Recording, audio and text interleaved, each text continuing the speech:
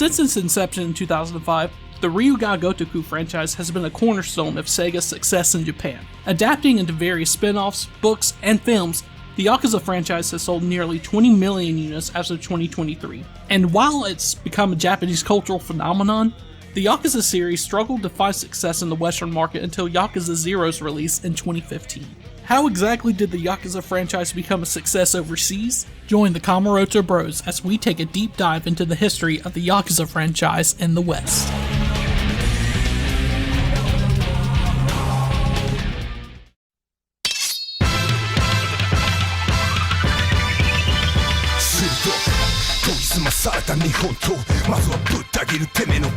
Before we take you past the release of Yakuza 2, we have to make a quick trip to the past. The year is 2008 and the 7th generation of consoles is in full swing. Microsoft is riding high on the success of the Xbox 360, and Sony is off to a rocky start with the launch of the PlayStation 3 and trying to play catch up with the competition. On March 6, 2008, Ryuga Gotoku Kenzan was released in Japan for the PlayStation 3. Set in the Edo period, Kenzan depicted the original cast of the RGG franchise as historical characters from that era. Reception to Kenzan was high in Japan, as the game sold over 280,000 copies in its first month, and even had a re-release in December 2008 under the PlayStation 3 The Best branding. After Kenzan's release in Japan, Sega of America kept very quiet about the possibility of the title coming to the West. In fact, the Yakuza series was still stuck in the PS2 era overseas, with Yakuza 2 not releasing until September 2008, 6 months after Kenzan's launch in Japan. Needless to say, plans for a Western release of Kenzan were not in the books for Sega at the time. Do you think not releasing Kenzan was a missed opportunity for RGG? Honestly, I don't blame them for not releasing Kenzan, because it might have been a risk at the time, especially, considering the fact that at the time, Yakuza was still very much in its beginnings, especially in the West as well. So I think glossing over Kenzan was a safe bet, and I don't blame them for that. No, I think they absolutely were afraid that it was a game that was too Japanese, because if I remember right, there was, I think, someone from the localization team said this actually, that in order to fully enjoy Ishin, in response to fans constantly asking for Ishin, one of the localization people said you would need a degree in Japanese history or something along those lines to fully enjoy the story of Ishin, which I don't think that is true, because we have Ishin at the moment, and I think despite that, there's a lot of people that enjoyed at least some bits of the story. And I think the message in that game is very much understandable, even for a non-Japanese person who barely read anything about Japanese history.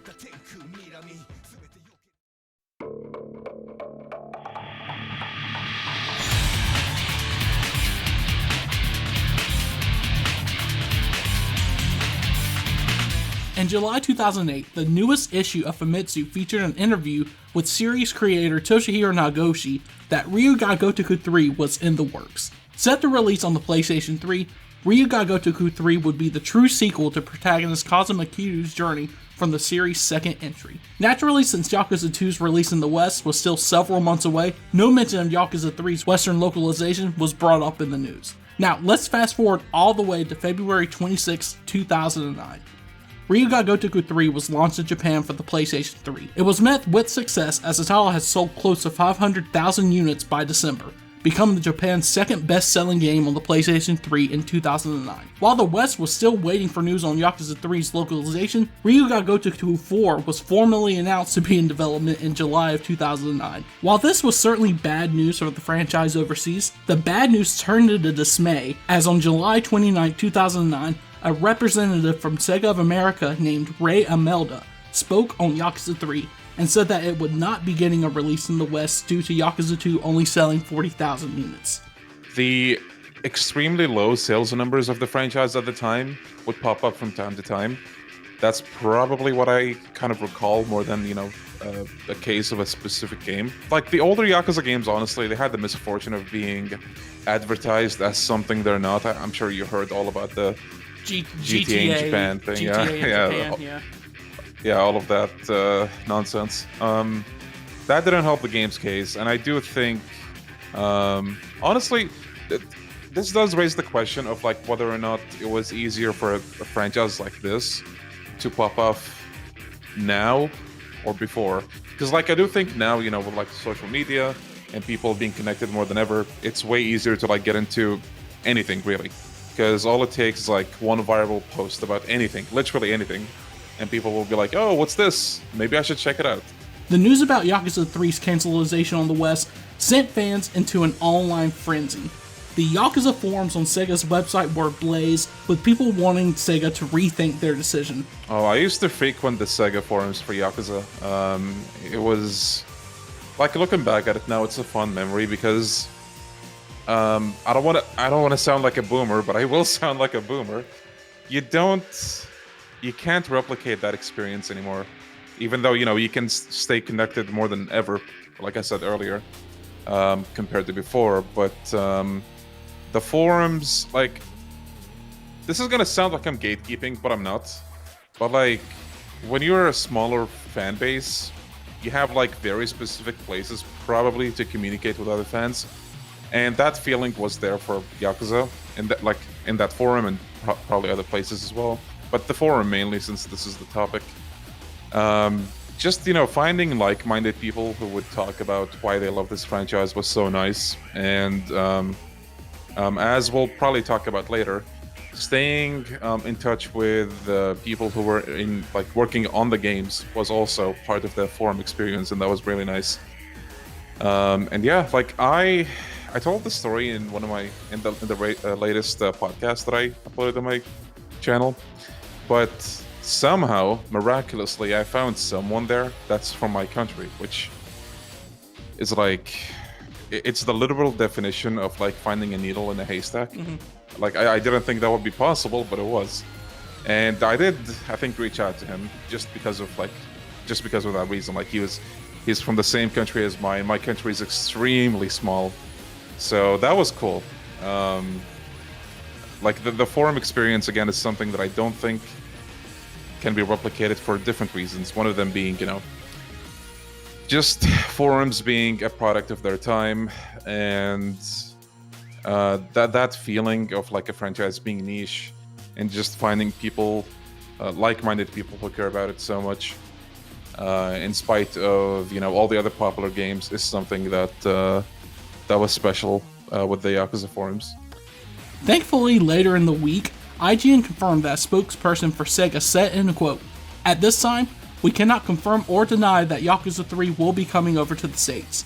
The statement that has been quoted in the news was this person's own opinion and does not reflect the company's stance on the matter. We will keep you posted on any new developments regarding this title. A few months later, on September 16, 2009, fears were finally put to rest on the PlayStation blog. Funny enough, this information came from a blog post about Valkyria Chronicles 2 coming to the PSP. Sega of America community manager Aaron Weber commented in a reply on the article asking for Yakuza 3. Quote, "Yakuza 3 is not cancelled, and the possibility for localizing it does in fact still exist. The original news story that went around about Yakuza 3 being declined for the US was false, and localizing the game still remains a big point of discussion for many people here at Sega, and especially those of us on Sega's community team. I know it's far from an announcement, but I just felt you should know that the chance still does exist." Finally, on December 8, 2009, Yakuza 3 was finally revealed to be coming to North America, Europe, and Australia in March 2010. Fans celebrated online that the series was not dead in the West, as this news was a ray of light on the series that had only sold 40,000 units overseas with its latest release. This is the part where I tell you that Yakuza 3 was a smash hit in the West, and the game released without any hitches. However, this couldn't be further from the truth, as more bad news about the title and the series soon rolled in after Yakuza 3's official localization announcement. On December 29th, GameSpot posted an interview with series director Nagoshi and managing director of Sega Australia, Darren Macbeth. During this interview, some light was shed on Kenzan's release in the West, only that light was dim, as Macbeth confirmed that there are no plans for the localizations of the title. There is nothing in the plan as of this stage for Yakuza Kenzan. Right now, we are focusing on the release of Yakuza 3. The feedback we are getting from this release will help us in making future decisions. However, bad news for Yakuza 3's Western release was just on the horizon as well. On February 23rd, Just 2 weeks from Yakuza 3's launch, articles popped up on the internet about content being cut from the international release of the game. From an article with IGN, a Sega representative was quoted as saying, "The content between Yakuza 3 US UK and Yakuza Japan is a little different in that we took out certain bits in order to bring the game to the West in the time allotted for us to do so. The parts that we ended up taking out were parts that we felt wouldn't make sense, like a Japanese history quiz game, or wouldn't resonate as much, such as the concept of a hostess club. We didn't replace the parts that we took out, but we made absolutely sure that the story continually stayed intact so that the story experience was the same as the Japanese version and that it didn't take away from the human drama so inherent to the Yakuza series." These rumors sent fans of the series into a frenzy as Sega of America had to actually release a blog post about the changes and why they had to be made. In the blog post, community manager Ruby Eclipse detailed the following information. "While it's already been rumored in a couple places, we wanted to confirm that there is content in the Japanese version of Yakuza 3 that didn't make it into the upcoming Western version, mostly involving the hostess clubs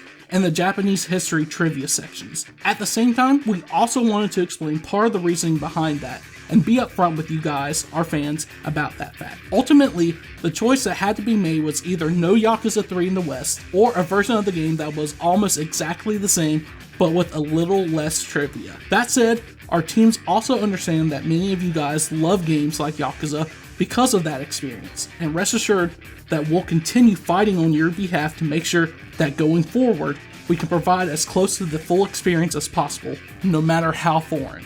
On the Yakuza forums, the backlash to the news was immense, with people threatening to cancel their pre-orders. Along with fan backlash came the backlash from the journalists, some going as far as publishing blogs on Kotaku and Destructoid about how Sega was making a mistake in their selection to cut out so much content in Yakuza 3. As you remember, Sega only announced that the hostess clubs and the answer and answer games that focus on the Japanese trivia was going to be the only cut content from Yakuza 3. However, this was not the case. In addition to the hostess clubs and the trivia games, there were a number of other cuts, such as Mahjong, Shogi, and aroma massage minigames, and over 20 sub-stories. There was also one other piece that was cut from Yakuza 3's localization. From Yakuza 1's release on the PlayStation 2, the English dub that was presented came with subtitles for different languages if you picked the PAL version. While the North American release just had English subtitles, the PAL version had French, German, Spanish, and Italian text languages, as well as UK localized English subtitles and menu texts. During the localization of Yakuza 2, these different language text subtitles were removed and only the English subtitles remained. This was sure a big blow to the non-native English-speaking countries, and the localizations from Yakuza 2 onward did not feature different subtitle languages until 2019. You know, ever since Yakuza 1 dropped to like the release of Yakuza 5, sure there was a fan base globally, but the sales numbers, speak for themselves, right? And I think if they did have, multi-languages, then maybe that would have helped a little bit, but I don't think it would have helped too much. At least, not until the series really blew up. Despite the controversy behind its cut content, Yakuza 3 was finally released on March 9, 2010 in the US, March 11th in Australia, and March 12th in Europe. There was a premium edition released in Europe that came packaged with a 31-track CD of the game's soundtrack and an animated Who's Who relationship chart. The premium edition also came packaged with 4 pieces of DLC: Battle for Survival, All-Star Tournament, All-Star Tag Tournament, and Haruka's Request. The Western versions also included pre-order DLC that differentiated depending on which region you bought the game from. People that pre-ordered the regular PAL version and the premium edition received different costumes for Kiryu, Haruka, and Rikia, as well as access to 2-player minigames such as pool, bowling, golf, and darts. In North America, everyone that pre-ordered the game got access to the 4 pieces of DLC mentioned for the PAL version. People that pre-ordered at GameStop also received the 2-player minigames and costumes. Yakuza 3 was received well from gaming outlets, and although no official numbers have been released, Yakuza 3 was apparently a success in the Western markets. Community manager Ruby Eclipse took to the Yakuza forums to respond to a thread requesting sales information to say, "While I'm not able to give you any numbers, I can at least still confirm that the initial sales were really positive, and that all the fans who jumped in to support the franchise in the West did a great job." Months after Yakuza 3's release, Game producer Masayoshi Kikuchi apologized on behalf of Sega for the game's cut content. There was an argument with Sega internally about whether content heavily rooted in Japanese culture, such as hostess bars, should stay or go. We did what we thought would be good for the Western market. But after the game was released, we received a lot of feedback from users in the complete opposite direction, asking for complete content. It was a big surprise for us. I'm definitely pleased that the people wanted to see more, but at the same time, I feel sorry for the fans who were let down by the cut content. Despite the controversy behind its cut content and lack of communication with its audience, Sega managed to make Yakuza 3 a moderate success in the West, despite its prior entry being the disappointing launch with only 40,000 units sold. I thought it was a great game. Like, there was a lot of content in spite of, everything that was cut. Again, there's like over 100 sub-stories still, like 101 or 2, I think. There's a lot of mini-games. The Hitman missions were still there. There was a lot of content still, especially for a game at the time. I wasn't disappointed, but, if I had to guess what younger me would have thought about this, then yeah, probably would have been disappointed about cut content regardless.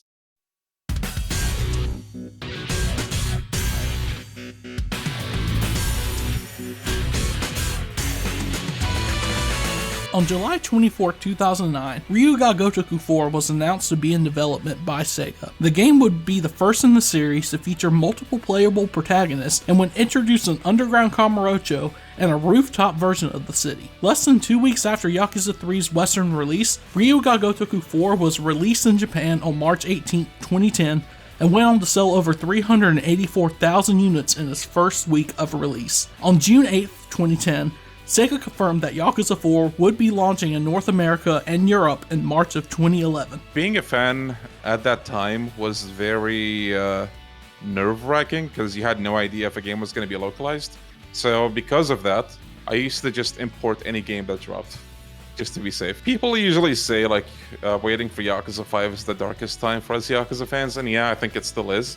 But like the time before that was also very unpredictable because again, you don't know if a game was going to come out or not. And I still remember my first experience as well with importing a game. The first game I ever imported was Yakuza 4.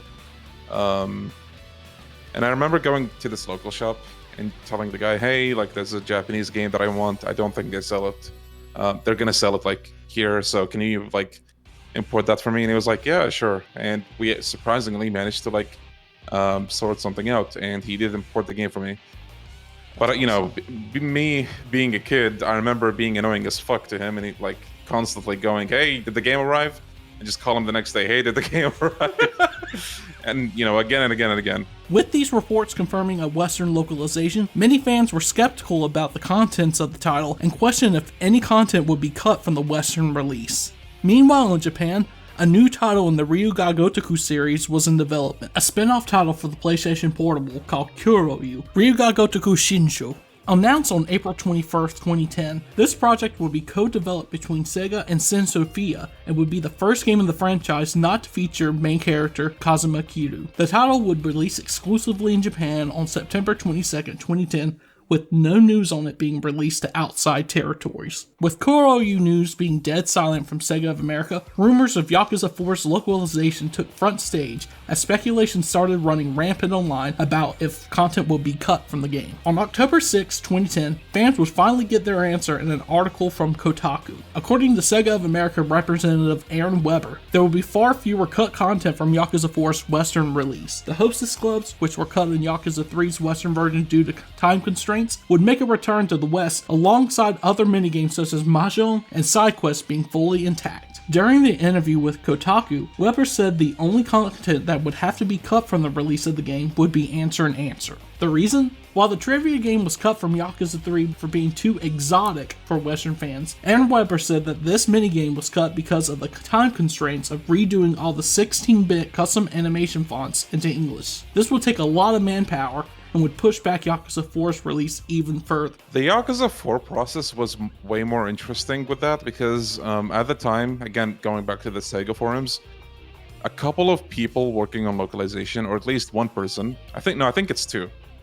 A couple of people working on the localization for Yakuza 4 were actually actively interacting with the community at the time, and they made it a point to tell us like, hey guys, don't worry, like pretty much nothing is going to be cut off.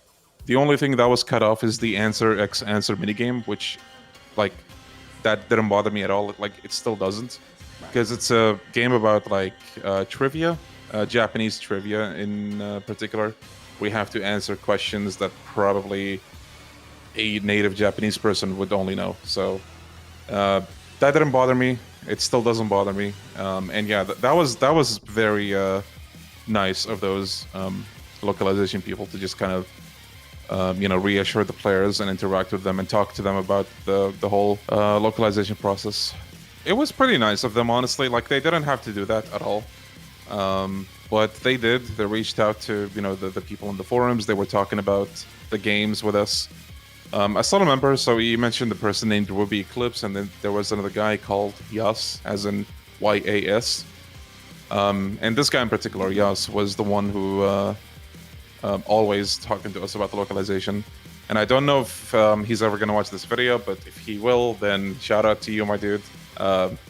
Thank you for all of your work on Yakuza 4 and everything else. Some changes that Yakuza 4 would have during its localization process involved characters getting their original names back from their original Japanese titles. For example, known as Akira Nishiki up until Yakuza 3, Yakuza 4 would adapt the name Akira Nishikiyama going forward. Futo Shimano would be adapted back as Futoshi Shimano, and Shintaro Fuma would be adapted to Shintaro Kazama. These changes would remain consistent with the localizations of games going forward in the franchise to the present day. Yakuza 4 finally launched on March 15, 2011 in the US, March 18th in Europe, and March 24th in Australia. There were two special editions of the game released in the West, a Kuro edition for the UK with a black steelbook, and a Shiro edition for the Australia that included a white steelbook. These editions also came with 4 pieces of DLC, bonus costumes for the main characters in Haruka, a survival mode, underground car park racing, and the fighting arena. While North America didn't get a special edition, each new copy came with a code for the DLC included with the Kuro and Shiro editions. People that pre-ordered at GameStop received a Hostess PS3 theme for their X and B menu. Yakuza 4 reviewed well with Western media outlets, and while sales numbers are hard to come by for this release as it did not chart on the NPD, Yakuza 4 debuted at number 26 on the UK's game charts and was a bestseller on the PS3 and Amazon in North America during the week of April 7th, 2011. Regardless of the numbers, was Yakuza 4's launch in the West a success for fans? The marketing was a little off, but like, to be fair, it was off for a while until probably Yakuza 0. And even then, Yakuza 0's marketing was not perfect, but it was kind of a step in the right direction. The way they handled Yakuza 4 with, like, again, the localization, the not cutting out content was something that, at the bare minimum, satisfied the fan base at the time. So, while Yakuza 4 wasn't considered a huge hit critically or commercially, fans were already looking forward to the official announcement regarding another spin-off to the Ryu ga Gotoku series that was nearing release in Japan. Unfortunately, this title would prove to be a driving force behind the already declining state of the franchise in the West.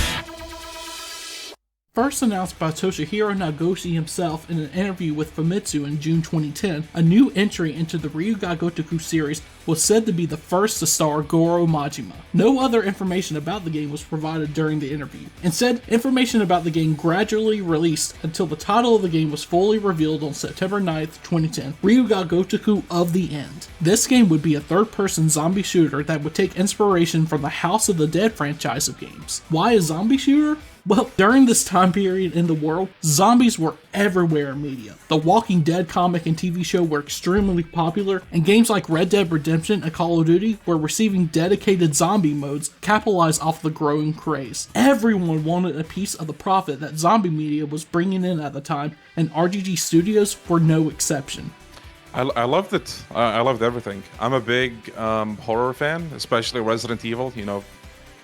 Zombie game as zombie game gets. I love Resident Evil, and just seeing Yakuza get this treatment out of nowhere just had me like, hell yeah, let's do this. I do think it was a big risk, but like, all things considered, for what it's worth, I didn't feel like it was forced, because like the spin-offs with Yakuza, for the most part, have always been kind of over the top, especially, you do have Kenzan and Ishin. I do consider those absurd spin-offs because they're, historical stories, but at the same time, the characters' faces are those of the mainline characters. And to me, that is an absurd aspect in like a good way, because why is Kiryu all of a sudden in a samurai garb, and why is he like fighting all of these ninjas? Same kind of like absurdity, again in a good way. And yeah, I didn't mind it at all. But in terms of like whether or not it was a risk, it definitely was a risk, especially for outside of Japan. Japan at the time had a very established fan base for Yakuza, and they could pretty much, I think, guarantee like making their money back. So as much as I love Dead Souls, I do think it was a huge risk.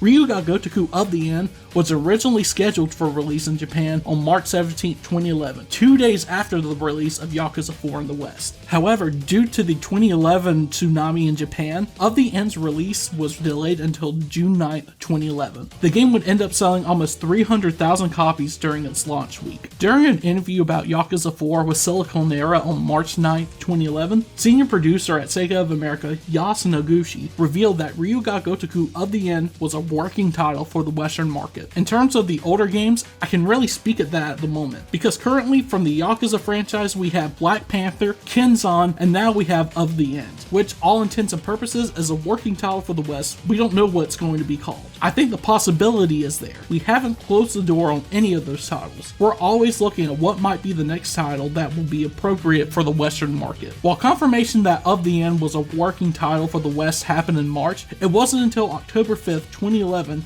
that Yakuza Dead Souls was officially announced. The title released on March 13, 2012 in North America, March 15th in Australia, and March 16th in Europe. Some countries such as France, Spain, and Australia received a limited edition steelbook. Each steelbook came packaged with a Densetsu DLC pack, which included 8 extra weapons, 14 firearms for the hostesses, and extra items. In the US, pre-orders of Dead Souls at GameStop received the Densetsu pack plus the God Bless America pack. This included extra costumes for the main characters, bonus karaoke content, and bonus items for the casinos and weapons. In addition, no other content was cut from the international releases of the game other than the Answer and Answer trivia game that has been cut in previous entries. Unfortunately, the release of Dead Souls came with a negative reception from critics. The game was criticized by Western reviewers for its clunky controls, bad performance, and the switch in genre for the series. So, what happened with Dead Souls? God, where do we start with this one?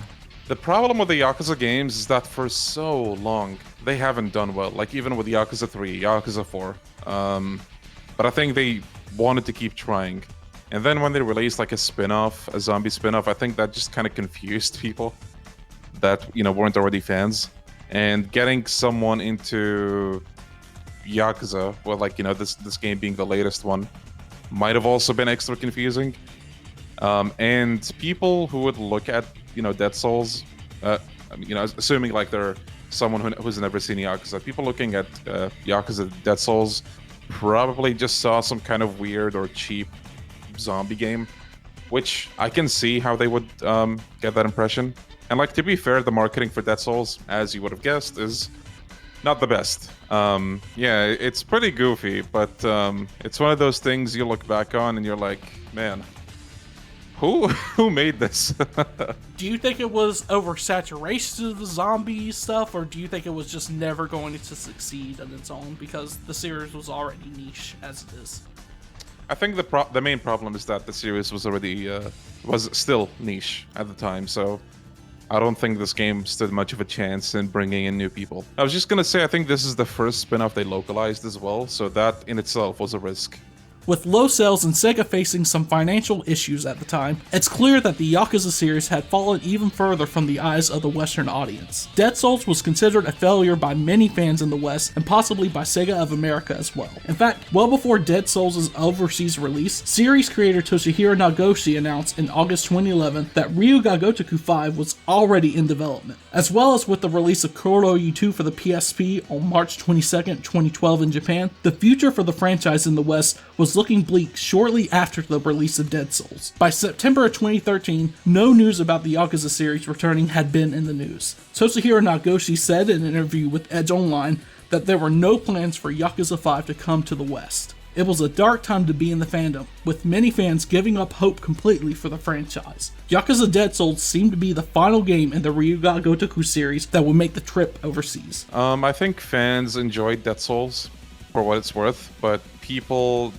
did talk a lot about, the performance of this game and how the marketing for it was abysmal and how that didn't do the game any favors. And, when Yakuza 5 came out in Japan, we were probably looking forward to that, as we've been looking forward to games up until Dead Souls.